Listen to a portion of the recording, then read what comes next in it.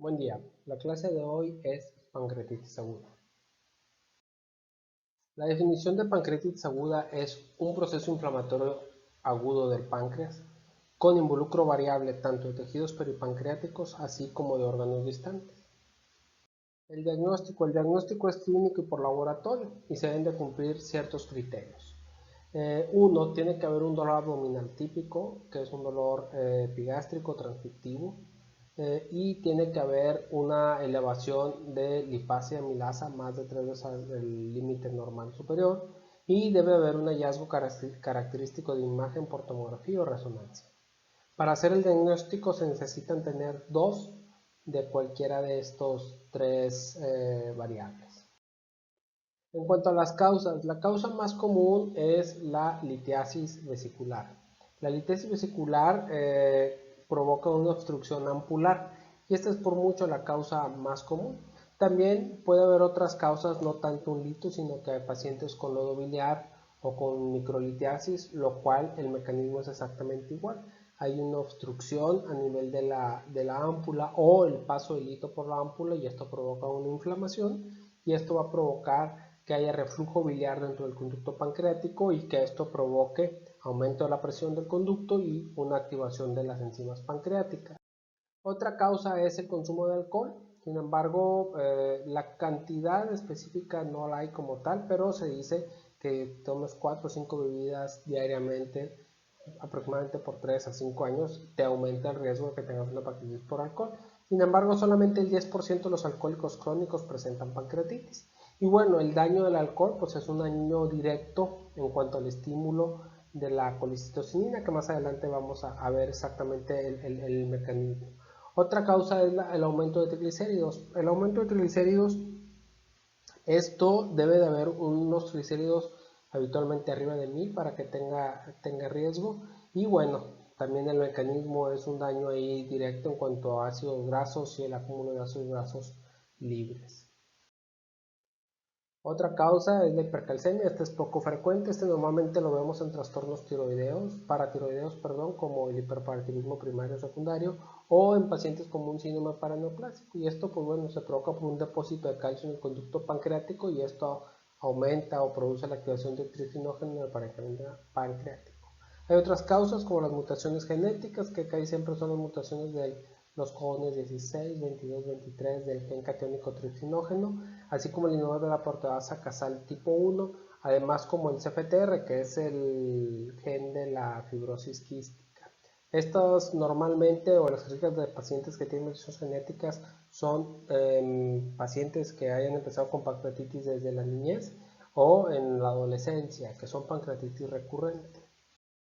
Otras causas son el uso de medicamentos, sin embargo el uso de medicamentos lo dividimos en una definición definitiva, probable o posible. Entonces es muy importante ver cómo vean toda la cantidad de medicamentos que pueden dar pancreatitis, sin embargo nos vamos a centrar en los definitivos, como son los aminosilicilatos, la L-esparginasa, la cetoprina, la iradoxina, el estrógeno y la furosemida, que son de los más comunes que pueden dar pancreatitis. Otras causas puede ser la infecciosa, ya sea por virus o bacterias. Esto es más común en pacientes que tengan alguna inmunodeficiencia adquirida. Y la otra es parásitos, que siempre los parásitos pueden ser, por ejemplo, el de Ascaris en pacientes que viven en alto lugar donde hay Ascaris, y esto puede ser una causa obstructiva en donde el parásito entra a través del conducto y obstruye el conducto. Y bueno, otra causa es el traumatismo. El traumatismo, pues bueno, es contuso o penetrante, puede dar inflamación del páncreas. Otras causas son las anatómicas, como es el pancreatitismo, ya que el pancreatitismo este es un resultado embrionariamente en donde el páncreas dorsal, que es la parte esta de abajo, no se une con el páncreas ventral, que es la parte de arriba. En cuanto a esto que produce, que, bueno, que los conductos, ya sea la ámpula y la ámpula menor, pues bueno, el conducto principal que viene del páncreas, en vez de desviarse al conducto Windsor para la ámpula mayor, este se va continuamente a drenar la ámpula menor y esto provoca un aumento en la presión ahí del conducto pancreático, lo cual da pancreatitis. Y bueno, la pancreatitis se presenta en 7% de la población. Estos son estudios en autopsia. Otras causas puede ser la isquemia, en pacientes que tienen enfermedad aterosclerótica muy severa, pacientes con embarazo, ya que las mujeres embarazadas tienen mayor riesgo de tener litiasis, microlitiasis lobobiliar.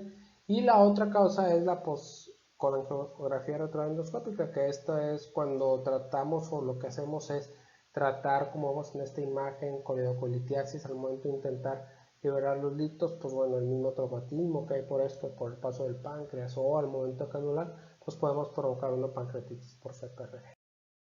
En cuanto a aquí en el hospital universitario, nosotros, pues es un estudio del 2003, pero sin embargo todavía es válido porque seguimos viendo que la primera causa de pancreatitis en nuestro medio es la biliar. Lo único que hemos estado viendo con el tiempo es de que se presenta en edades más jóvenes. Y bueno, la segunda es la alcohólica y la tercera es por triglicéridos. Y bueno, ya vienen el resto de causas. En cuanto a patofisiología, es muy importante ver cuáles son los diferentes mecanismos. Sin embargo, aquí principalmente lo que vemos es que hay una activación no regular de la tripsina dentro de las células acinares por los mecanismos que están mencionados, y además hay una liberación de citocinas proinflamatorias.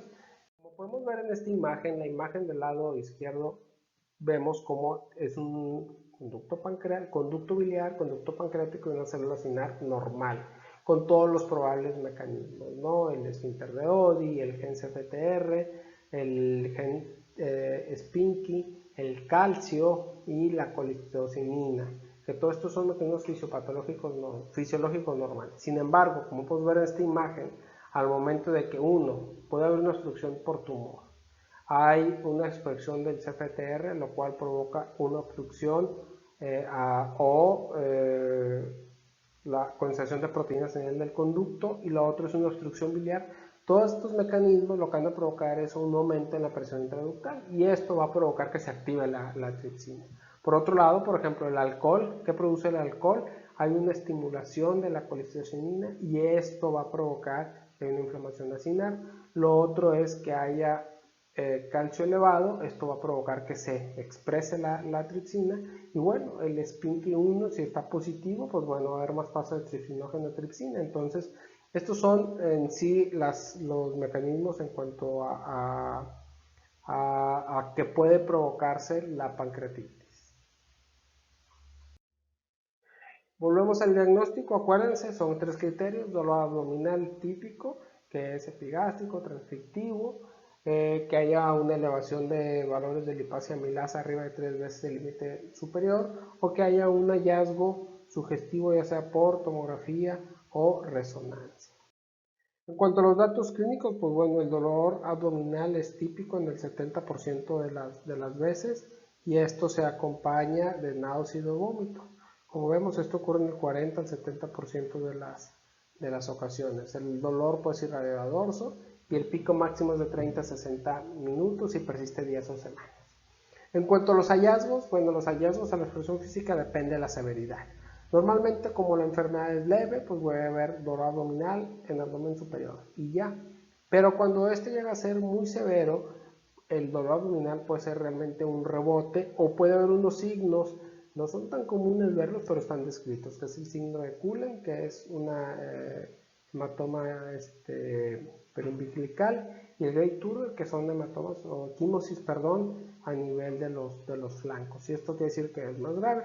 No es común verlo, pero bueno, es algo que está descrito en literatura.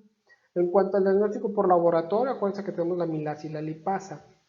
La amilasa esta es la más usada. Sin embargo, como pueden ver, el páncreas es responsable solamente del 40% de esta amilasa.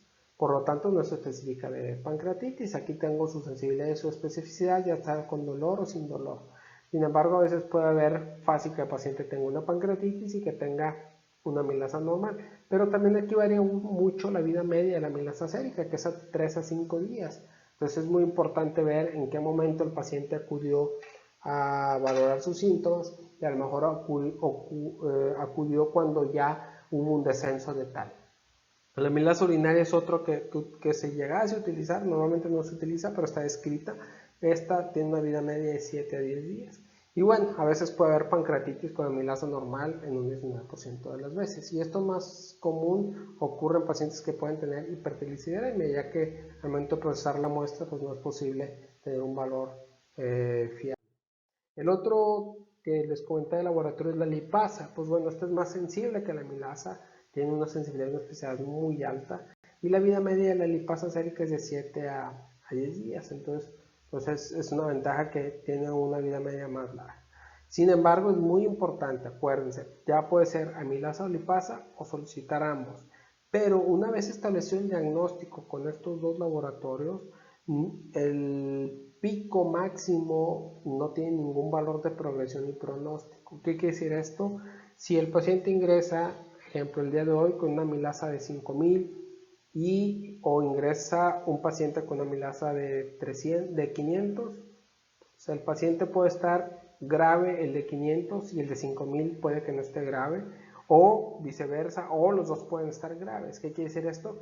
Que el valor de elevación no te va a dar un pronóstico de severidad. Además, tampoco uno de progresión. Puede ser que le pidas hoy tenga 5000 y el día de mañana tenga 4000 y el otro de 500 haya bajado a 30. No quiere decir uno que va mejorando más que el otro. No tiene nada que ver. Esto solamente tiene valor en el diagnóstico. Como pueden ver, hay otras causas de elevación de amilasa y lipasa que no son pancreatitis. Hay más causas de elevación de amilasa que no es pancreatitis, como pueden ver aquí en la imagen. Hay muchas causas que pueden elevar la amilasa, por lo tanto es muy importante, como les comentaba, tener los criterios diagnósticos, porque a veces puede ser que tenga una apendicitis y tenga la amilasa elevada, que no tiene el dolor típico, pero podemos creer que es una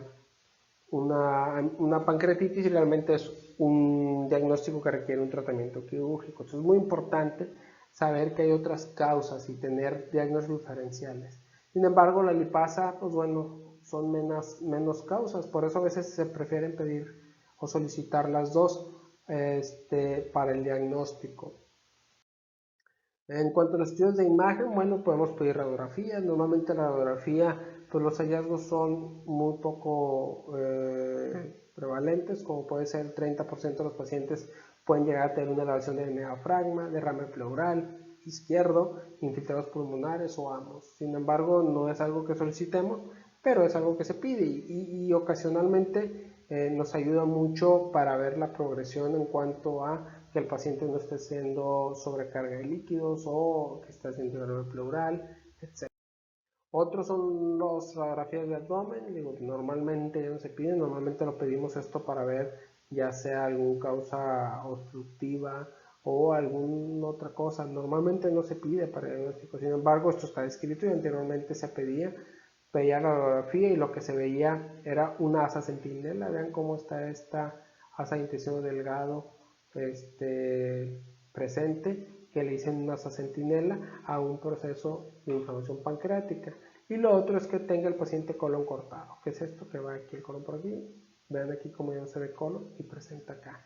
Y esto ocurre por el edema o la inflamación a nivel del páncreas en la porción media. Y bueno, normalmente se pide, pero bueno, es algo que podemos utilizar como valoración. Otra cosa que usamos es el ultrasonido de abdomen. Muy importante, el ultrasonido de abdomen no tiene utilidad diagnóstica. La utilidad del ultrasonido de abdomen sirve para identificar litos o dilatación del conducto biliar. ¿Qué es esto? Para buscar causas de pancreatitis. Y yo les comentaba que la primera causa es la biliar, pues tenemos que buscar colecistolitiasis o coleocolitiasis para que nos oriente en cuanto al diagnóstico. Pero esto no tiene utilidad diagnóstica, sino sirve para ver causas. Y bueno, el otro que sí llegamos a utilizar es la tomografía helicoidal de abdomen. Aquí es muy importante. Al ingreso, si tenemos duda diagnóstica, podemos pedir una tomografía de abdomen. Si hay dudas diagnósticas o buscar un diagnóstico alterno. Pero esto con una simple tomografía, con una tomografía simple nos va a ayudar porque nos va a servir más para ver otros diagnósticos que el de páncreas. Sin embargo, cuando utilizamos la tomografía para ver la severidad, se pide aproximadamente 72 horas después de haber ingresado el paciente y tiene que ser contrastado. No a todos los pacientes con pancreatitis se les pide la tomografía para ver severidad. Solamente se le pide a aquellos pacientes que tienen una pancreatitis severa, que ahorita vamos a ver y definir qué es pancreatitis severa. Pero no a todos se les pide. Entonces, ¿qué vamos a encontrar de hallazgos? Crecimiento difuso focal de la glándula, colecciones pancreáticas o necrosis. Es muy importante la tomografía en los dos tiempos. Al inicio puede ser simple para diagnósticos alternos y después de 72 horas con contrastada para ver la severidad. ¿Para qué nos sirve la contrastada? Pues bueno, para ver severidad. ¿Y qué buscamos en la severidad? Necrosis pancreática. Necrosis pancreática es la ausencia de captación del contraste del parénquima después del medio de contraste. Y bueno, aquí podemos ver una imagen en donde aquí tenemos una tomografía simple en donde tiene unidades Hounsfield de 85 y después de ponerle contraste aumentan a 132. ¿Qué quiere decir esto? Pues este paciente no tiene una necrosis pancreática. ¿Qué es esto? Que a todo el páncreas le llega contraste. Si tuviera necrosis pancreática no tuviera en una porción o en gran porción del páncreas necrosis. Y esto es muy importante porque aquí nos serviría ver la extensión de la necrosis pancreática si la llegase a tener. ¿Y para qué nos sirve saber la extensión de la necrosis pancreática? Para saber el riesgo que tiene el paciente de infectarse. Acuérdense, si hay necrosis es un tejido desvitalizado y este aumenta el riesgo de que haya una infección. Entonces, ¿de qué se complican los pacientes con pancreatitis? De infecciones. Entonces, al momento de hacer una tomografía, como pueden ver esta tomografía, tiene un paciente aquí, la cabeza del páncreas 73 de unidades Hounsfield, pero lo que es cuerpo y cola no tiene ninguna unidad Hounsfield. ¿Qué quiere decir esto? Este paciente tiene más del 50% del páncreas con necrosis, solamente tiene captación en la cabeza.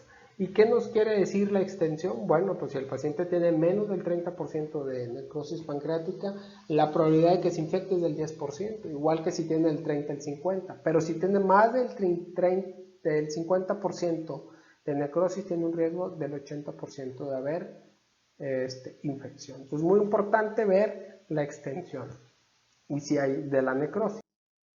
La resonancia, pues bueno, también la resonancia se llega a utilizar. Sin embargo, esta no es tan precisa como es muy precisa como la tomografía, pero lo difícil de la resonancia es el equipo o la forma de hacerlo. Es un estudio que dura más tiempo que dura más que una tomografía, la máquina es diferente, entonces eso está muy difícil hacerlo en pacientes críticamente enfermos. Entonces no se hacen todos, se hace casi siempre en aquellos pacientes que tienen alergia al medio contraste o en embarazadas.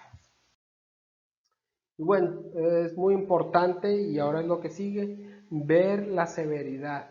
La severidad de la pancreatitis es muy importante para definir el manejo del paciente. Por ejemplo, ver la estancia hospitalaria, ver la necesidad de terapia intensiva, ciertos usos de antibióticos. Además, esto nos va a ayudar a decir, oye, el paciente tiene probabilidad de morir, tiene probabilidad de fallar órganos múltiples, los costos, etc. Entonces es muy importante ver la severidad. Y para ver la severidad, bueno, aquí la ventaja es que solamente el 15 al 20% de las pancreatitis son severas. El 80% de las pancreatitis son leves, perdón.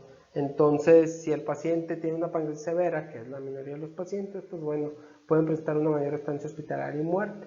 Y podemos recordar que la mitad de las muertes ocurren en la primera semana, que son debidas a la falla multiorgánica. Y las muertes que ocurren en pancreatitis en la segunda semana son debidas a necrosis infectada. Por eso les comentaba la utilidad de la tomografía, valorar la necrosis en aquellos pacientes con enfermedad severa.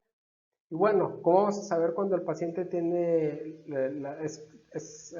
definir muy bien la severidad? Pues bueno, hay unos criterios que son los criterios de Atlanta del 2013 revisados, lo cual divide la pancreatitis en leve, moderadamente severa o severa.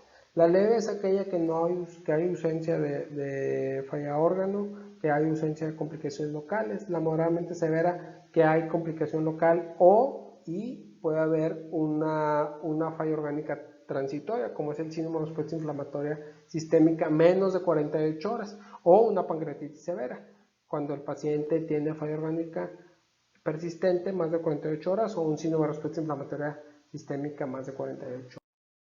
También hay otras, ya viendo este criterio, pues bueno, tenemos que ver si el paciente tiene algún grado de severidad. Entonces que siempre utilizamos ciertas escalas como la de Marshall, la cual es muy sencilla, se hace en la cabeza del paciente. Necesitamos ver cómo está la PAFI, cómo está la función renal y cómo está la presión sistólica. Y es algo que te va dando puntos dependiendo de lo que vayas teniendo. Entre mayor punto, más de 3, el paciente tiene una pancreatitis severa. Otro que usamos o que se utilizaba de los criterios de Ramsay, ven aquí están todas las variables. Normalmente ya no utilizamos, ¿por qué? Porque son muchas variables y se tiene que valorar a 48 horas. Y a veces tienes que estar valorando cada 24 horas para tomar decisiones y evitar que el paciente se complique. La otra clasificación es la de Glasgow, también tiene muchas variables, normalmente no lo usamos. La otra es la de Apache, que es muy buena, pero es muy compleja. Se utiliza en pacientes severamente enfermos, sin embargo tiene unas 24, 26 variables. Son bien complicados obtener todas las variables, entonces esto se utiliza en pacientes críticamente enfermos en terapia intensiva. Normalmente no la hacemos, por lo mismo que es muy difícil obtener todas las variables. La otra clasificación de severidad es la de Baltasar, que esta es por medio de tomografía, en donde aquí nos da Baltasar de la A a la E, dependiendo de la imagen. Por ejemplo, la A es un páncreas normal, la B es un páncreas edematoso, la C es un páncreas edematoso con algo de líquido peripancreático, la D hay páncreas inflamatorio con colección peripancreática y la E es colecciones en el abdomen peripancreáticas y esta es la más severa. Otra de las que más utilizamos clínicas o escalas clínicas es el BISAP.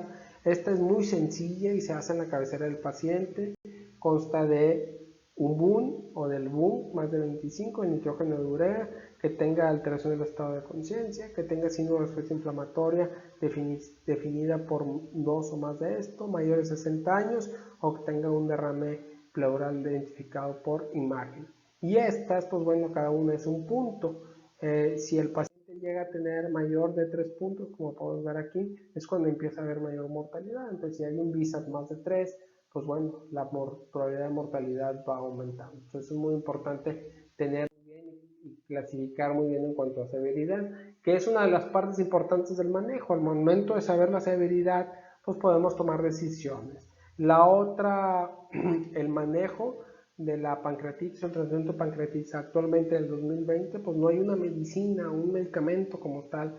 Lo que se hace es dar soporte, como es alimentación, pues hay que dejarlo en ayuno o no dejarlo en ayuno, cuánto tiempo nos permitimos dejarlo en ayuno, hidratarlo, agua, hay que hidratar a estos pacientes. Normalmente estos pacientes, aunque es una pancreatitis leve, tienden a perder más de líquido intravascular, entonces es muy importante la hidratación. El uso de analgésicos es sumamente importante, el control del dolor, y el uso de antibióticos en caso de ser necesario o tener evidencia de infección.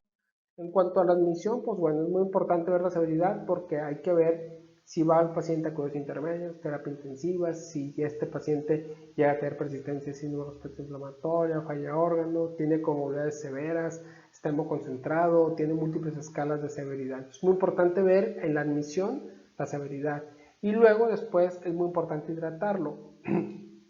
La hidratación en las primeras 24 horas es crucial. Entonces, como les comentaba, una pancreatitis leve, la pérdida puede ser más de 5 litros o más diarios. Hay que poner cristaloides o solución Harman con una adecuada hidratación al menos de 0.5 litros por kilogramo por hora. Tenemos que estar valorando la presión arterial, tenemos que estar valorando la diuresis del paciente para saber en qué momento tenemos que ajustar los líquidos, si poner un poquito más de líquidos o disminuir la cantidad de líquidos. También hay que usar analgésicos intravenosos, hay que usar los derivados de los opioides. En cuanto a la alimentación es muy importante, esta debe de ser considerada a menos que el paciente pueda comer en los primeros 5 a 7 días. ¿Qué es esto? Normalmente nosotros podemos saber qué paciente va a tener una pancreatitis severa Y si va evolucionando no de una forma adecuada, pues estos pacientes deberían de saber cómo lo vamos a alimentar. Si lo vamos a alimentar por medio de nutrición enteral, por medio de una sonda o por medio de una nutrición parenteral total. Realmente se prefiere la nutrición enteral. ¿Por qué? Porque cuando no se está usando el intestino, hay un sobrecrecimiento bacteriano. Esto provoca translocación bacteriana, provoca estímulo del TLR4 y esto puede provocar síndrome de respuesta inflamatoria sistémica. En cambio, si se empieza la dieta enteral, claro que el paciente la tolere por medio de una sonda, completar las kilocalorías yendo progresivamente y ver que esto se tolere para disminuir un sobrecrecimiento bacteriano. Si acaso el paciente no puede tolerar la nutrición enteral, pues bueno, podemos dar nutrición parenteral total. Sin embargo, hay que tener pendiente que en la nutrición parenteral total hay un mayor número de complicaciones de hiperglicemia y sepsis. Por eso, si se puede utilizar la vía enteral, es mucho mejor. Y bueno, ya finalmente, ya que vimos el punto desde cómo hacer el diagnóstico, o cuáles son los criterios diagnósticos, cuáles son las causas, qué estudios de imagen nos vamos a apoyar, cómo vamos a clasificarlo en cuanto a severidad y en cuanto al tratamiento, como les decía que es puro aporte, pues bueno, vemos este algoritmo, que un paciente con pancreatitis aguda hay que dejar un ayuno, hay que darle analgesia, hidratarlo adecuadamente y determinar la gravedad. Si el paciente es leve, pues bueno, hay que dejarlo en ayuno, que ahí siempre las leves en 48 horas llegan a responder, hay unos que se tardan un poquito más. Si se están tardando un poquito más, hay que valorar, todos los días valoramos esto, ¿no? El dolor del paciente, el apetito del paciente y peristalsis. Si al quinto día de valorar esto y el paciente sigue sin dolor, pues bueno, sin dolor, con apetito y con peristalsis, pues bueno, ya le empezamos a empezar alimentación. A veces esto lo empezamos a las 48 horas, no nos tenemos que esperar tanto.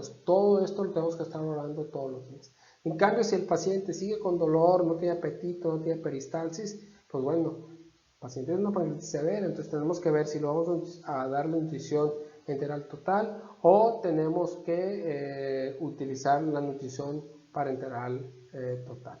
En cuanto vemos si el paciente tiene una pancreatitis grave y sabemos que esto va a dar mucho tiempo en ayuno, pues hay que valorar inmediatamente si se puede iniciar la nutrición enteral total en los primeros días.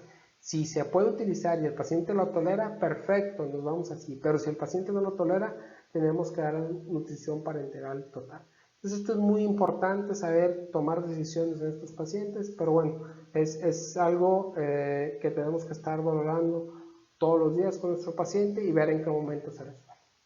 Bueno, gracias.